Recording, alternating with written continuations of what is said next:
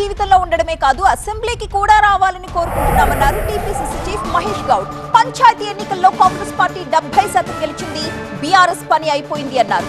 కేసీఆర్ హరీష్ తప్పిదాలతోనే నదీ జలాల సమస్యలొచ్చాయన్నారు. 10 ఏళ్ల పాలనలో అప్పులపై కేసీఆర్ సమాధానం చెప్పాలన్నారు మహేష్ గౌడ్. మా లెక్కలో తప్పు లేదు. నియర్లీ 70% పైగా కాంగ్రెస్ రెబల్స్, కాంగ్రెస్ మిత్రపక్షాలు గెలిచారు. 51% వస్తేనే మెజారిటీ. ఇవాళ 70% గెలిచామంటే ఇక మీరుంది ఎంత? బీఆర్ఎస్ పార్టీ, బీజేపీ కలుపుకొని ఉన్నదంత. స్పష్టమైన మెజారిటీ కాంగ్రెస్ పార్టీకి ఇచ్చినారు. కేసీఆర్ గారు ముఖ్యమంత్రిగా, హరీష్ రావు గారు ఇరిగేషన్ మంత్రిగా చేసిన తప్పిదాలు సరి చేసుకుంటే సరిపోతుంది. వాళ్ళు 10 ఏళ్లుగా ఉదాసీనంగా ఉండడం వల్లే ఇలా బనకచర్ల జీవో వచ్చింది, తదితర ప్రాజెక్టు కుంటుపడ్డాయి. మీరు నిజంగా కూడా పెట్టాల్సిన చోట డబ్బు పెట్టి ఉంటే, డబ్బులు వృధా కాకుండా ఉంటే ఇవాళ పెండింగ్ ప్రాజెక్ట్ అని కూడా పూర్తయ్యేవి. ఆ రకంగా కాకుండా వయబుల్ కాని ప్రాజెక్టు మీద డబ్బంతా మీరు కుమ్మరించి అసలు సిసిన ప్రాజెక్ట్ అని కూడా మోక్షం రాకుండా చూసినారు.